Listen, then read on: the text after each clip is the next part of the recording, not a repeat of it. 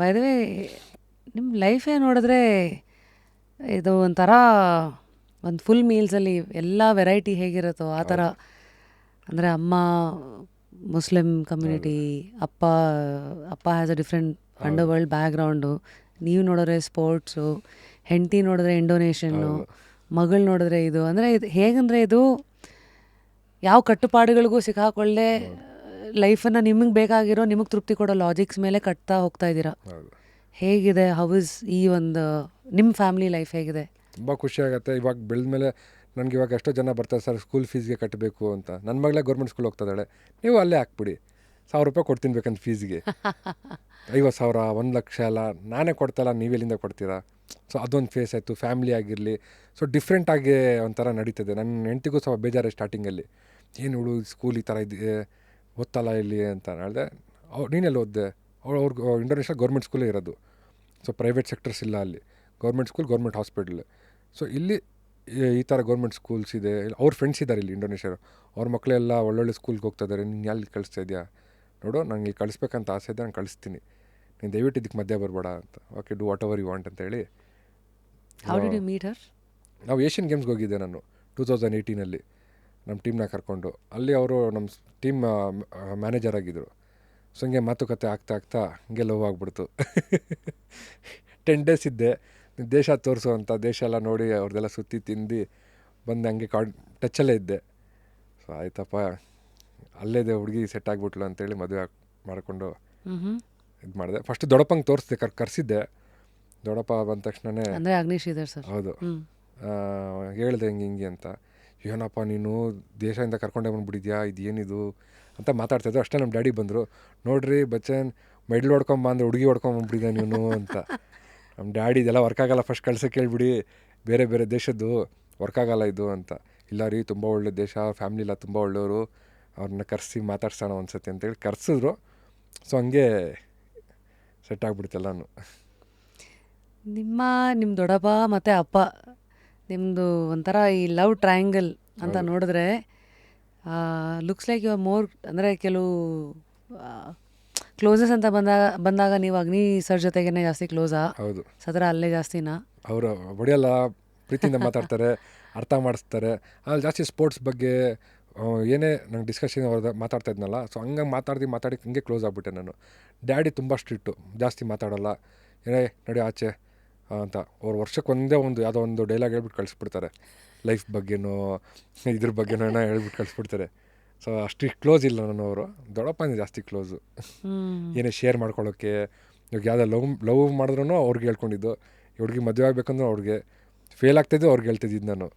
ನೀವು ಮತ್ತು ಅವ್ರು ಹೆಂಗೆ ಕ್ಲೋಸ್ ಆದ್ರಿ? ಚಿಕ್ಕ ವಯಸ್ಸಿಂದನೂ ಕ್ಲೋಸೇ. ಚಿಕ್ಕ ವಯಸ್ಸಿಂದನೂ ಅವರೇ ಜಾಸ್ತಿ ಎತ್ಕೊಂಡು ತಿರ್ಗೋದು, ಮಾತಾಡೋದು, ನೀನು ಸ್ಪೋರ್ಟ್ಸಲ್ಲಿ ಏನು ಮಾಡ್ತಾಯಿದ್ದೀಯಾ ಅಂತ ಹೇಳೋದು. ಫೇಲ್ ಆಗಿಬಿಟ್ರೆ ಅವ್ರ ಜೊತೆನೇ ಇದ್ಬಿಡ್ತದೆ ನಾನು. ಸೊ ಹಂಗೆ ಆಗಿ ಚಿಕ್ಕ ವಯಸ್ಸಿಂದನೇ ಹುಟ್ಟಿ ಕಂಡುಬಿಟ್ಟು ಇವಾಗವರೆಗೂ ಅವ್ರಿಗೆ ನೋಡ್ಕೊಂಡು ಬಂದ್ಬಿಟ್ನಲ್ಲ, ಸೊ ಅವ್ರ ಜೊತೆನೇ ಹಂಗೆ ಕ್ಲೋಸ್ ಆಗಿಬಿಟ್ಟೆ. ಡ್ಯಾಡಿ ಫುಲ್ ಸ್ಟ್ರಿಕ್ಟು, ಸೊ ಅದಕ್ಕೆ ಭಯ ಅವ್ರು ಕಂಡ್ರೆ ಚಿಕ್ಕ ವಯಸ್ಸಲ್ಲಿ. ಆಮೇಲೆ ಹಂಗೆ ಸ್ವಲ್ಪ ಡಿಸ್ಟೆನ್ಸ್ ಮೇಂಟೈನ್ ಆಗಿಬಿಡ್ತು. ಸೊ ಅಂಡರ್ ವರ್ಲ್ಡ್ ಅಂದ ತಕ್ಷಣವೇ ಅದರ ಹೆಸರೇ ಇದೆ, ಅಂಡರ್ ವರ್ಲ್ಡ್, ನಮಗೆ ಕಾಣದ ಪ್ರಪಂಚ. ಸೊ ನಿಮಗೆ ಇವರಿಬ್ಬರ ಮೂಲಕನೇ ಅದರ ಆ್ಯಕ್ಸಸ್ ಸಿಕ್ತಲ್ಲ. ನಿಮ್ಮ ಕುತೂಹಲಗಳು ಏನೇನಿತ್ತು, ನಿಮ್ಮ ಕಲ್ಪನೆಗಳು ಏನೇನಿತ್ತು, ಏನೇನು ನೋಡಿದ್ರಿ ರೋಷನ್? ಜಾಸ್ತಿ ನೋಡೋಕ್ಕೆ ಆಗಿರಲಿಲ್ಲ, ಯಾಕಂದರೆ ಆ ಟೈಮಲ್ಲಿ ಇವ್ರದ್ದು ಪೇಪರೆಲ್ಲ ಸ್ಟಾರ್ಟಾಗಿ ಎಲ್ಲ ಕಮ್ಮಿ ಆಗ್ತಾ ಬಂತು. 2010, 12, 15 ಕಮ್ಮಿ ಆಗ್ತಾ ಬಂತು. ಪಿಕ್ಚರ್ ಮಾಡೋ ಸ್ಟಾರ್ಟ್ ಮಾಡಿಬಿಟ್ರು. ಆ ದಿನಗಳು ಮೂವಿ ಸ್ಲಂಬಾಲ್ ಅದೆಲ್ಲ ಬರೋ ಸ್ಟಾರ್ಟ್ ಆಗಿಬಿಡ್ತು. ರೌಡಿಸಮ್ ಕಮ್ಮಿ ಆಗಿಬಿಡ್ತು. ರೌಡಿಸಮ್ ಇಲ್ಲದೆ ನಾನು ಅವಾಗಿರಲಿಲ್ಲ. ಸೊ ನಮ್ಮ ಮಮ್ಮಿ ನೋಡಿದ್ದಾರೆ ಅದೆಲ್ಲ ಫೇಸೆಲ್ಲ. ಅವಾಗ ಕೇಳ್ಕೊತಾಯಿದ್ದೆ ಏನಾಯಿತು, ಹೆಂಗೆ ಏನು ಅಂತ. ಪಿಕ್ಚರಲ್ಲಿ ಅಷ್ಟು ನೋಡ್ತಾಯಿದ್ದೆ. ಇವರು ಆ ಪಿಕ್ಚರ್ ಬಿಟ್ಟು ಬೇರೆ ಸ್ಟೋರೀಸ್ ಹೇಳೋರು, ಹೆಂಗೆ ಬಂದರು, ಏನಾಯಿತು. ಸ್ಟೋರೀಸ್ ಅಂದರೆ ಇವಾಗ ದೊಡ್ಡಪ್ಪ ಊರಲ್ಲಿ ಇದ್ದಿದ್ದು, ಡ್ಯಾಡಿ ಅವ್ರು ಮೇಸ್ಟ್ರಾಗಿದ್ದರು, ಕನಕಪುರಲ್ಲಿ ಇದ್ದಿದ್ದವರು.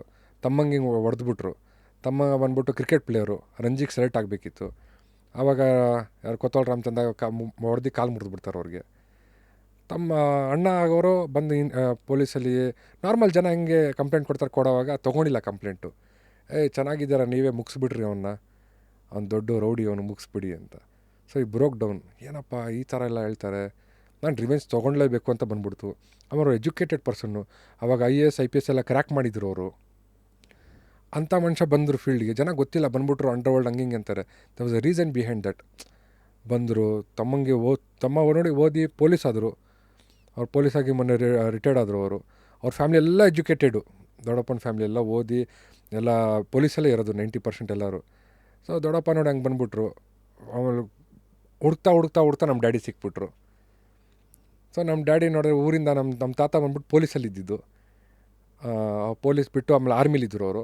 ರಿಟೈರ್ಡ್ ಆಗಿ ಬನಶಂಕರಿಗೆ ಬಂದಿರ್ತಾರೆ ಅವರು. ನಮ್ಮಪ್ಪ ಆಟೋ ಓಡಿಸ್ತಾ ಇರ್ತಾರೆ. ಆಟೋ ನೋಡಿದ್ರೆ ಯಾರೋ ಚೀಟ್ ಮಾಡಿಬಿಟ್ಟಿರ್ತಾರೆ ಕೊತ್ವಾಲ್ ಕಡೆಯವರು. ಸೊ ನಮ್ಮಪ್ಪ ಆಟೋ ಇಲ್ಲಾಂದರೆ ಮನೆ ಹೆಂಗೆ ನಡೆಸೋದು? ನಮ್ಮ ತಾತ ರಿಟೈರ್ಡು. 300 ರೂಪಾಯಿ ಬಂದಿತ್ತು ಅವಾಗ ನಮ್ಮ ತಾತಂಗೆ. ಆ 300 ರೂಪಾಯಿ ಆಟೋ ತೊಗೊಂಡಿರ್ತಾರೆ ಇವರು. ಆಟೋ ಓಡಿಸ್ರೇ ಮನೆಗೆ ಊಟ. ಏನಪ್ಪ ಹಿಂಗೆ ಮಾಡೋದು ಅಂತ ಆಟೋ ನೋಡಿ ಸೀಸಿಂಗ್ ಆಟೋ ಕೊಡಿಸ್ಬಿಟ್ಟು ಇವ್ರಿಗೆ ಚೀಟ್ ಮಾಡಿಬಿಟ್ಟಿರ್ತಾರೆ ನಮ್ಮ ಅಪ್ಪಂಗೆ. ಸೀಸಿಂಗ್ ಆಟೋ ಅಂದರೆ ಸೀಸ್ ಆಗಿರುತ್ತಲ್ಲ ಆಟೋಗಳು, ಆಟೋ ಕೊಡಿಸ್ಬಿಟ್ಟಿರ್ತಾರೆ. ಓ, ಈ ಪೊಲೀಸಿಂದ ಸೀಸ್ ಆಗಿರೋದು. ಹೌದು. ಇವ್ರು ಅವಾಗ 18-19 ಇಯರ್ಸ್ ಅವ್ರಿಗೆ ಗೊತ್ತಿಲ್ಲ. ನೋಡಿದ್ರೆ ಹಿಂಗೆ ಆಗ್ಬಿಡ್ತು. ಇವ್ರು ಯಾವುದೋ ಹುಡ್ಕಕ್ಕೆ ಹೋಗಿ ಡ್ಯಾನಿಯಲ್ ಅಂತ ಸಿಗ್ತಾರೆ. ಯಾರಪ್ಪ ಈ ಥರ ಚೀಟ್ ಮಾಡಿದ್ರೆ ಕೊತ್ವಾಲ್ ರಾಮಚಂದ್ರ ಹುಡುಗ ಅಂತ. ಇಬ್ರಿಗೂ ದುಶ್ಮನ್ ಕೊತ್ವಾಲ್ ರಾಮಚಂದ್ರ ಆಗ್ಬಿಟ್ಟಿತ್ತು. Common enemy friends. ಹೌದು. ಸೊ ಈ ಥರ ಮಾಡಿ ಒಂದು ಸತಿ ಫೀಲ್ಡಲ್ಲಿ ಇಳಿದ್ಬಿಟ್ರು. ಇಳ್ದಿದ್ದೆ ವಾಪಸ್ ಬರೋಕ್ಕಾಗಲ್ಲ. ಅದೇ ಫೀಲ್ಡು ಅಂಡರ್ವರ್ಲ್ಡ್ ಅಂತಲ್ಲ, ಸ್ಪೋರ್ಟ್ಸ್ ಆಗಲಿ ಎಜುಕೇಷನ್, ಒಂದು ಸತಿ ಆ ಫೀಲ್ಡಲ್ಲಿ ಹೋಗ್ಬಿಟ್ರೆ ವಾಪಸ್ ಬರೋಕ್ಕಾಗಲ್ಲ. ನಾನು ಚಿಕ್ಕ ವಯಸ್ಸಲ್ಲಿ ಇಳಿದೆ ಸ್ಪೋರ್ಟ್ಸಲ್ಲಿ, ಇವತ್ತರೆಗೂ ಇದ್ದೀನಿ. ಅವರು ಅಷ್ಟೇ ಹೋದ ತಕ್ಷಣ ವಾಪಸ್ ಬರೋಕ್ಕೆ ಆಗಿಲ್ಲ ಅವ್ರಿಗೆ. ಸೊ ಫೇಸ್ ಮಾಡಿದ್ರು ಪೊಲೀಸ್ದು, ಅವ್ರದ್ದು ಲೈಫು. ಒಂದಿಂದ ಒಂದು ದುಶ್ಮನ್ಗಳು ಜಾಸ್ತಿ ಆಗಿಬಿಟ್ರು. ಆಮೇಲೆ ಅವ್ರ ಮೇಲೆ ಅಟ್ಯಾಕ್ಸ್ ಆಯಿತು. ಸೋ ಮೆನಿ ಥಿಂಗ್ಸ್ ಆಯ್ತು ಅವ್ರ ಜೊತೆ. ಸೊ ಈ ಥರ ವಿತೌಟ್ ಎನಿ ರೀಸನ್ ಯಾರೂ ಹೋಗಲ್ಲ. ಅವ್ರು ಹೋಗಬೇಕು, ನಾನು ರೌಡಿ ಆಗಬೇಕು, ನಾನು ಡಾನ್ ಆಗಬೇಕಂತ ಅವ್ರಿಗೆ ಗೊತ್ತೇ ಇರಲಿಲ್ಲ. ಈ ಥರ ಅವ್ರ ಚಾನೆಲ್ ಹಿಡಿದ್ರು, ದೊಡ್ಡಪ್ಪಂದು ಈ ಥರ ಚಾನೆಲ್ಲು. ಇವೆಲ್ಲ ನೀವು ಕೇಳಿದಾಗ ಅಂದರೆ ಇವತ್ತು ನಿಮ್ಗೆ ಲೈಫಲ್ಲಿ ನೋಡೋಕ್ಕೆ ನಿಮ್ಮ ಹಿಂದೆ ಏನಾಯಿತು ಅನಿವಾರ್ಯಗಳ ಮೂಲಕ ಸಮಯದ ಗೊಂಬೆ ಅಂತ ಹಂಗಾಗಿರೋದು ನೋಡಿದ್ದೀರಾ. ನಿಮ್ಮ ಒಂದು ಲೈಫನ್ನು ನೋಡ್ಕೊಂಡಿದ್ದೀರಾ. ಈಗ ನೆಕ್ಸ್ಟ್ ಜನ್ರೇಷನ್ನು ನೋಡಿದ್ದೀರಲ್ಲ. ಇವೆಲ್ಲ ನೋಡಿದಾಗ ಕೆಲವು ಸತಿ ಹಣೆ ಬರ, ಈ ವಿಧಿ ಅನ್ನೋ ಒಂದು ಮಾತಿದೆ.